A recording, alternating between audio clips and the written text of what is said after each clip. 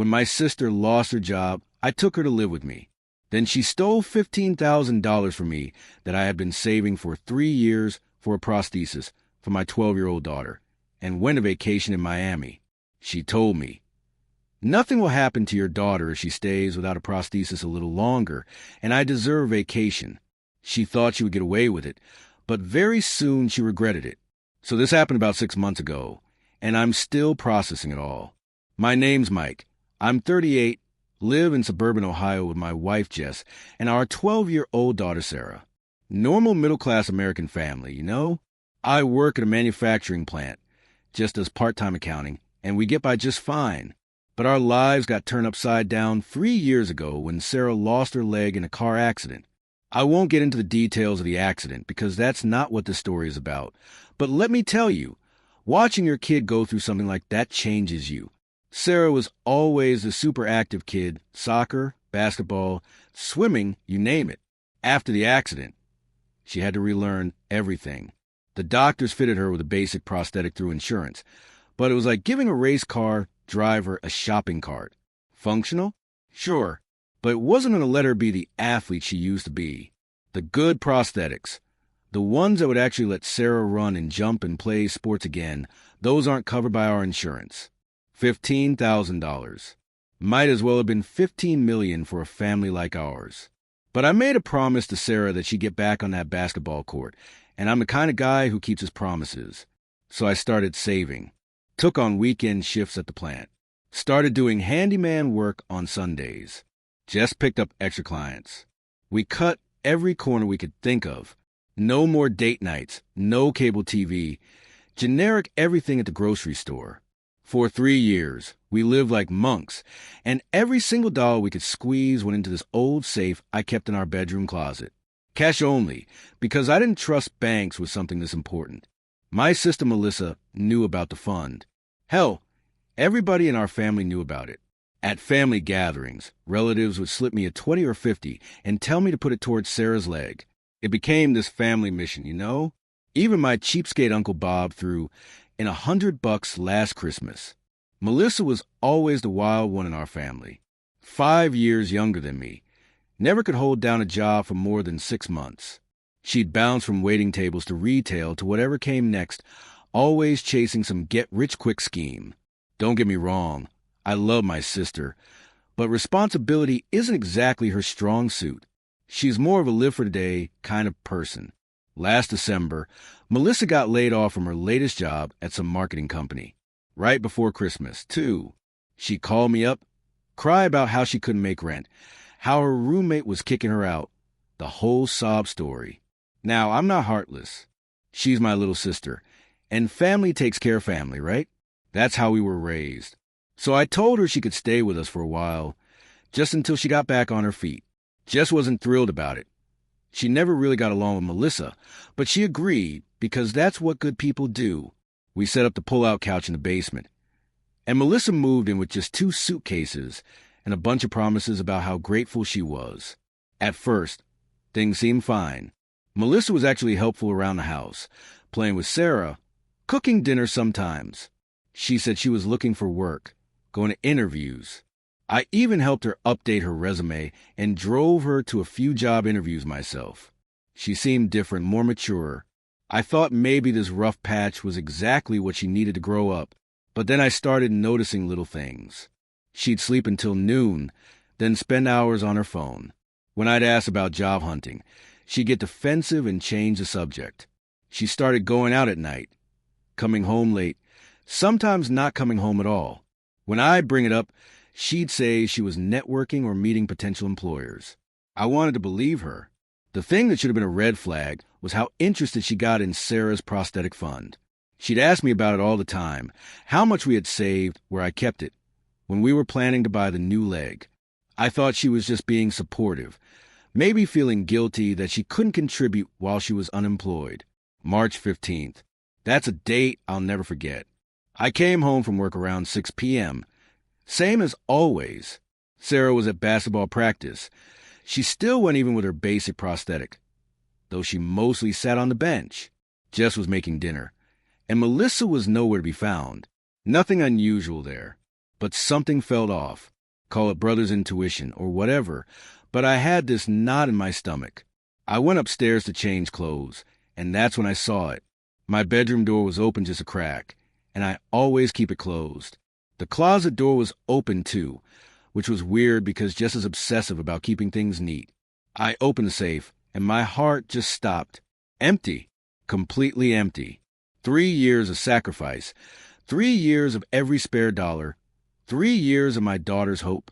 Gone. The safe wasn't broken into or anything. Someone who knew the combination had cleaned it out. I just stood there staring at that empty metal box for what felt like hours, but was probably just a few minutes. My hands were shaking. I counted the money in that safe at least once a week. It was up to $14,847. So close to our goal. So close to giving Sarah her life back. That's when I heard Jess calling up the stairs, asking if I was okay. I couldn't even answer her. I just kept staring at that empty safe, and one name kept running through my head. Melissa. I finally managed to walk downstairs, though my legs felt like jelly. Jess took one look at my face and knew something was seriously wrong. I told her to sit down, then broke the news. The money was gone. All of it. She just stared at me for a long moment, then asked the same question I was thinking. Where was Melissa? We called her phone probably 15 times. Straight to voicemail every single time. That's when Jess did what any normal person would do in 2024. She checked Melissa's social media. And boy, did we get our answer real quick. There was my sister posting Instagram stories from Miami Beach. Fancy cocktails with little umbrellas, designer sunglasses, some expensive-looking hotel room with an ocean view. The timestamp showed she'd been posting all day. While I was at work, grinding away for another 8 hours, she was living it up in Florida on my daughter's money. But here's the part that really got me. She wasn't even trying to hide it. She tagged the location, posted pictures of shopping bags from stores I couldn't even pronounce the names of, Louis Vuitton, Gucci, all that high-end stuff. She was flaunting it, like she wanted us to see what she was doing with the money we'd scraped together penny by penny. Jess was furious in a way I'd never seen before. She's usually the calm one, the voice of reason, but she was pacing around our kitchen like a caged animal. She kept saying she knew this would happen, that she never trusted Melissa, that we should have listened to our gut feelings. I couldn't argue with her because deep down, I knew she was right. Sarah came home from practice around 8 p.m., all sweaty and tired but still smiling. She always tried to stay positive about everything, even though I could see how frustrated she got watching the other kids run plays she couldn't keep up with. She asked where Aunt Melissa was, and I just told her she had to go away for a few days. I couldn't tell my 12-year-old that her aunt had stolen her future. That night, I barely slept. I kept checking my phone, hoping Melissa would call and explain everything. Maybe she borrowed the money for some emergency and was too embarrassed to ask. Maybe there was some reasonable explanation I wasn't seeing. But those Instagram posts kept popping up in my head, and I knew I was just kidding myself. The next morning, Melissa finally called. I was getting ready for work when my phone rang, and her name popped up on the screen. My heart started racing. Part hope, part anger, part relief that she was at least alive. She sounded different. Relaxed. Happy, even. She started talking about how beautiful Miami was, how she'd forgotten what it felt like to not worry about money for a few days. Then she casually mentioned that she borrowed some cash from my safe and would pay it back soon. Borrowed. Like it was $20 for gas, not my daughter's entire future. I asked her how much she'd taken, even though I already knew. She got quiet for a second, then said it was just temporary, that she'd had a rough few months and needed to clear her head. She promised she'd pay it back with interest, said she might have found some business opportunity down in Miami that could make us all rich. That's when I lost it.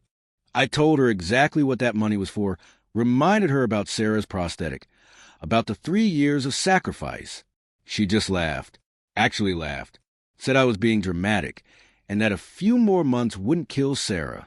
She returned the money before we knew it, she said. She just needed to get her life together first. The worst part was how entitled she sounded, like she deserved to take that money because she was family. Like our relationship gave her some kind of right to steal from her own niece. She kept saying things like, "You know I'm good for it," and "family helps family," completely missing the irony of that second statement. When I hung up on her, Jess was standing in the doorway with tears in her eyes. She'd heard the whole conversation. We sat at our kitchen table, the same table where we'd counted every dollar of that fund, where we'd celebrated reaching each milestone, and tried to figure out what to do next. I called in sick to work that day. First time in probably 2 years. Jess canceled her appointments. We spent the day researching our options. Could we call the police? Was this technically theft if she lived in our house and knew where the safe was? What about pressing charges against my own sister? The more research we did, the more complicated it got. Some websites said it was burglary. Others said it might be considered a civil matter between family members. But the consensus seemed to be that yes, taking someone else's money without permission is theft, regardless of your relationship to them. That evening, Sarah asked me directly about her prosthetic fund. She'd overheard Jess and me talking earlier, and she's a smart kid. She'd put the pieces together. I sat her down and explained that there had been a problem with the money, that we might have to wait a little longer. The look on her face broke my heart. She just nodded and said she understood, but I could see the disappointment. 3 more days passed with no word from Melissa except for more Instagram posts. Expensive dinners, spa treatments, some kind of yacht party. She was burning through that money like it was play money, and every post felt like a slap in the face. She wasn't even pretending to look for this supposed business opportunity anymore. That's when I made the decision that would change everything between us forever. I was done waiting for Melissa to do the right thing. I was done being the understanding big brother.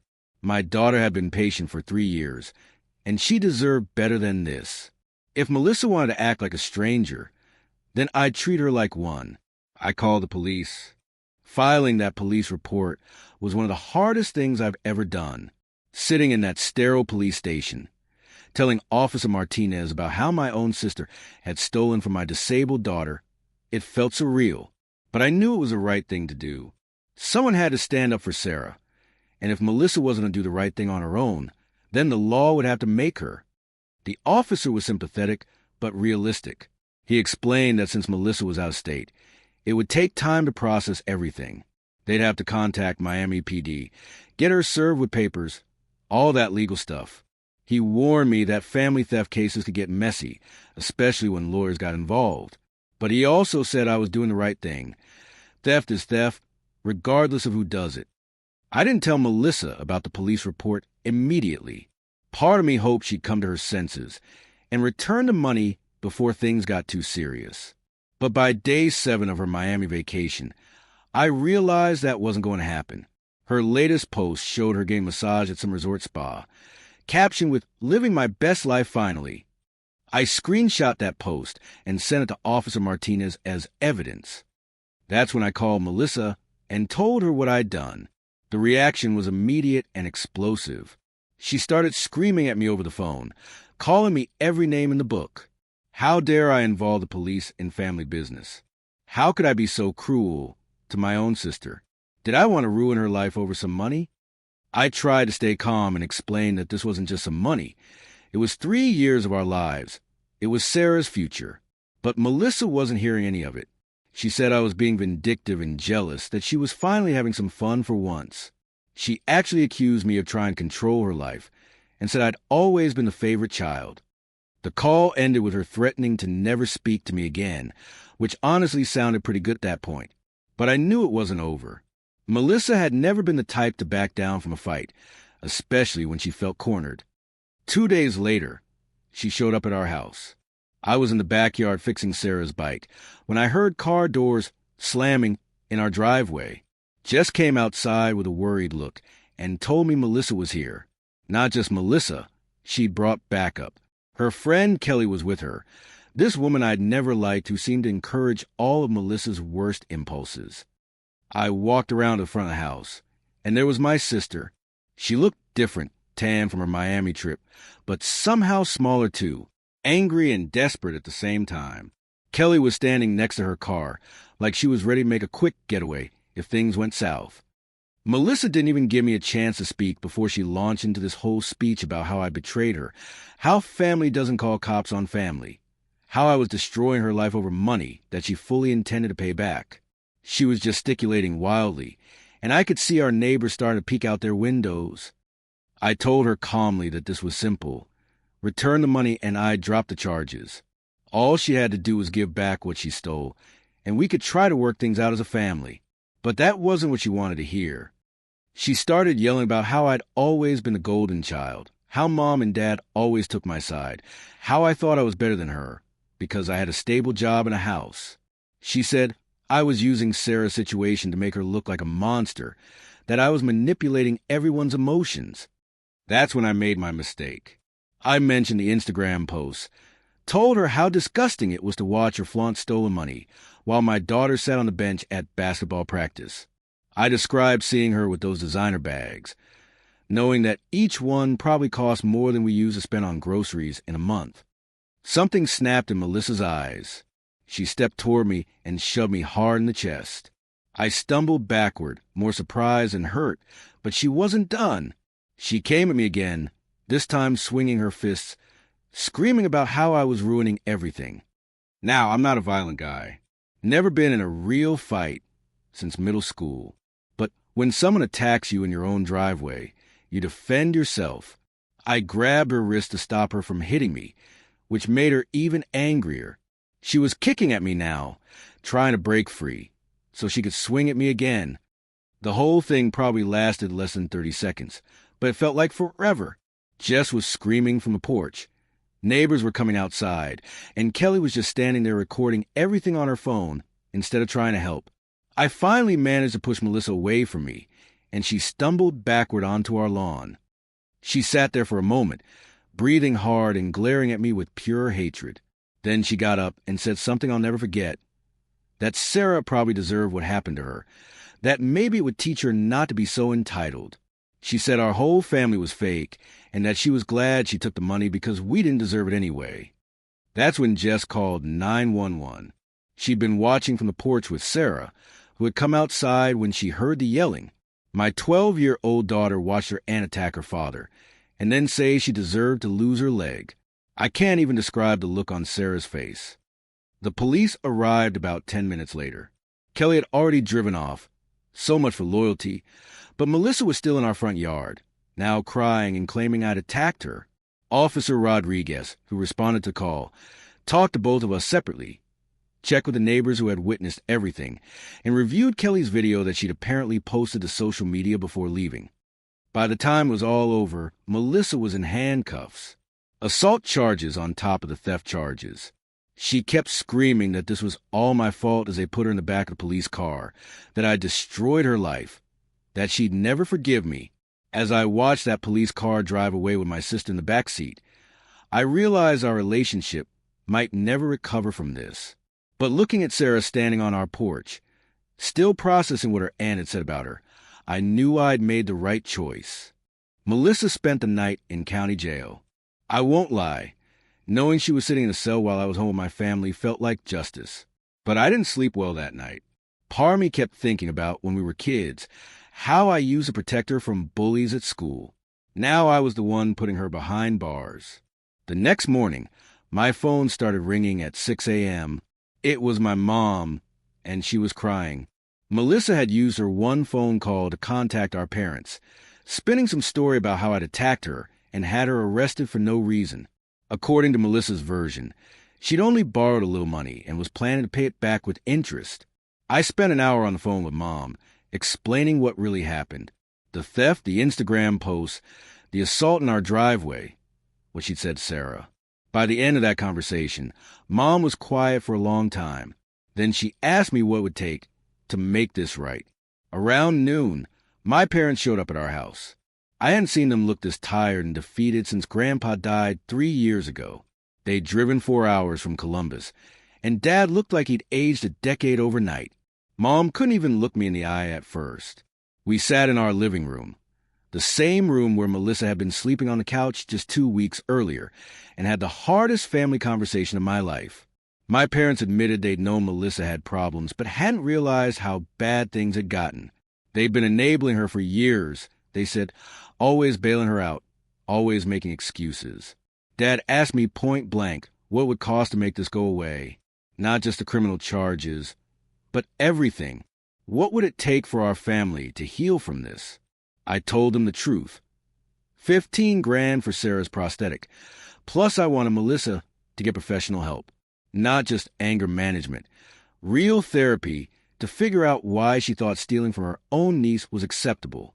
They agreed immediately. Mom actually started crying with relief, saying they'd been worried about Melissa's behavior for months, but didn't know how to help her. They promised to cover the full cost of Sarah's prosthetic if I would drop the charges and give Melissa another chance. But here's the thing. I'd learned not to trust promises when it came to my sister. I told my parents I needed guarantees.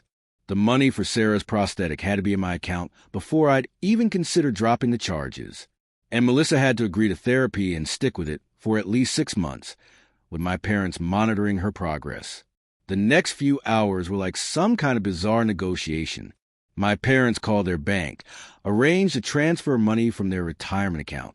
$15,000, probably a third of everything they'd saved for their golden years. They were literally sacrificing their own future to fix Melissa's mistakes, and watching them do it broke my heart. Meanwhile, Melissa was still in jail, and according to my parents, she was furious. She'd refused to admit she'd done anything wrong, kept insisting this was all a big misunderstanding. But when they explained the deal, therapy and accountability in exchange for family support and dropped charges, she finally agreed. The money transfer went through that afternoon. Seeing that balance in my account, knowing Sarah could finally get her prosthetic, should have felt like victory. Instead, it felt hollow. This wasn't how it was supposed to happen. That money should have come from my own hard work, not from my parents' retirement fund. Melissa was released the next day. My parents drove her straight from the jail to our house, and she looked terrible. Orange jumpsuit traded for rumpled clothes from 2 days ago. No makeup, hair a mess. She looked small and defeated in a way I'd never seen before. The conversation we had that day was nothing like the screaming match in our driveway. Melissa barely spoke above a whisper. She apologized to Sarah first, which surprised me. She told her she was sorry for what she'd said, that Sarah didn't deserve any of what happened to her. Sarah, being the amazing kid she is, just nodded and said it was okay. Then Melissa turned to me and Jess. Her apology was longer, but somehow less convincing. She said she'd been in a dark place, that she'd made terrible decisions, that she knew she'd hurt people. But something about the way she said it felt rehearsed, like my parents had coached her on what to say. I dropped the charges the next week, but I made it clear to everyone that this was a one-time deal. If Melissa ever pulled anything like this again, family or not, I wouldn't hesitate to press charges. She was starting therapy the following Monday, and my parents would be checking in with her therapist monthly. Melissa moved back to Columbus with my parents. At 33 years old, she was essentially grounded like a teenager, but honestly, that level of supervision seemed necessary. She got a job at a local restaurant, nothing glamorous, but steady work with decent tips. Every penny she made beyond basic living expenses was going to pay back our parents. The weird thing was, after about a month of therapy, Melissa actually started to change. She called me one evening, not to make excuses or ask for anything, but just to check on Sarah. She'd started following Sarah's basketball team on social media, cheering her on from a distance.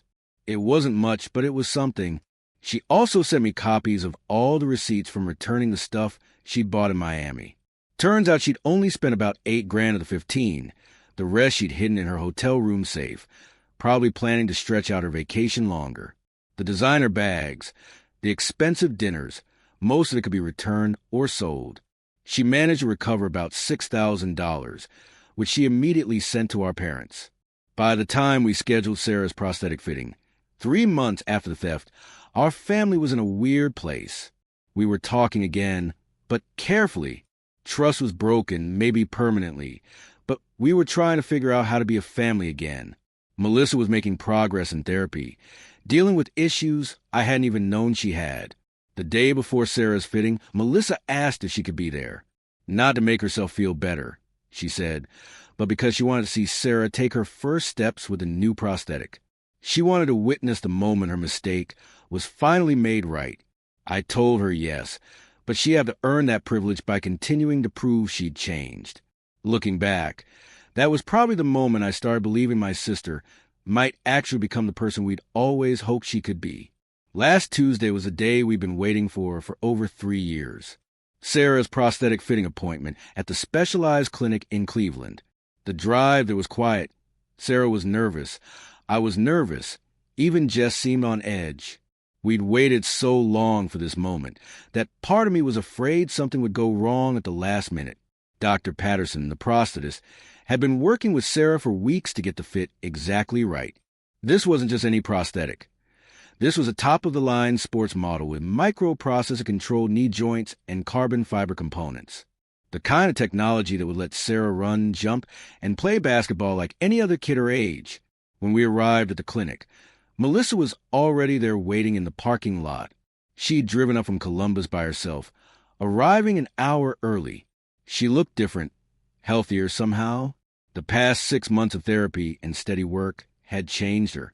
She was wearing simple clothes, no makeup, and she seemed genuinely nervous about seeing Sarah. The fitting process took about 2 hours. Sarah had to walk on treadmills, climb stairs, do balance exercises, all while the technician made tiny adjustments to the prosthetics computer system. Watching my daughter take her first real steps with that new leg, seeing her face light up as she realized what she could do again, was the most amazing thing I've ever witnessed. But the real moment came when Dr. Patterson said Sarah could try running. We all moved to this indoor track they had at the facility, and Sarah looked at that straightaway like it was the yellow brick road. She took a few tentative steps, then started jogging slowly, then faster. Then she was actually running. Really running, for the first time since the accident. Melissa started crying first, then Jess, then me. Even Dr. Patterson was wiping his eyes. Sarah ran about 50 yards, then turned around and sprinted back to us, laughing and crying at the same time. She hugged me so tight I could barely breathe, then surprised everyone by hugging Melissa too. That evening, Sarah had her first basketball practice with a new prosthetic. The whole family went to watch, me, Jess, my parents, even Melissa. Sarah was rusty at first, but within 30 minutes, she was running plays, making shots, keeping up with teammates who'd been playing without her for months. During a water break, Sarah's coach pulled me aside and said he'd never seen anything like it. The determination, the pure joy on her face, the way she moved on the court, it was like watching someone come back to life. He said Sarah had always been mentally tough, but now she had the physical tools to match her spirit. After practice, we all went to Sarah's favorite pizza place to celebrate. It was the first time our whole family had been together for dinner since before Melissa moved in with us almost a year ago. The conversation was still a little awkward, but it felt like we were healing. Melissa talked about her job, how she'd been promoted to shift supervisor at the restaurant.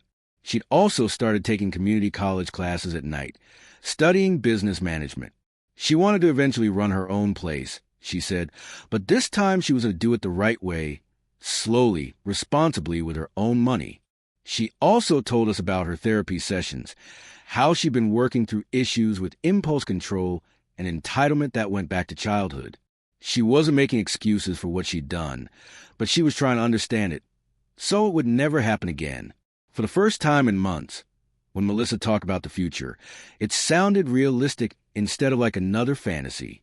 The next weekend was Sarah's first official game back on the team. She scored 12 points and had 6 rebounds. Not bad for someone who'd been sitting on the bench for 3 years.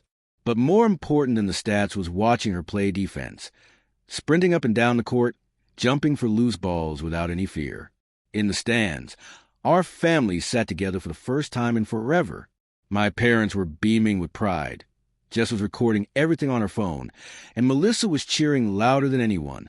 When Sarah made this incredible steal and fast break layup in the fourth quarter, Melissa stood up and yelled so loud that people 3 rows away were staring at us. After the game, Sarah jogged over to the stands instead of limping like she used to. She was sweaty and exhausted and absolutely glowing with happiness. She thanked everyone for coming, then looked at Melissa and said something that surprised all of us. She was glad Aunt Melissa was getting help, because everyone deserves a second chance. That night, as I was tucking Sarah into bed, she told me this was the best day of her life. Not just because of the basketball game, but because our family was together again. She said she'd been worried that what happened with Melissa meant we couldn't be a family anymore. But now she knew that wasn't true. Hey everyone, thanks for sticking with me through this whole crazy story. I know it got pretty heavy at times, but I wanted to share it because I think it shows that even the worst family situations can sometimes have unexpected endings. What do you think? Was I too hard on Melissa or not hard enough? Could you forgive a family member who did something like this? Let me know in the comments below. If this story resonated with you, please hit that like button and subscribe to the channel. It really helps me keep sharing these real-life experiences. And if you've got your own family drama stories, I'd love to hear them. Thanks again for listening, and I'll see you in the next one.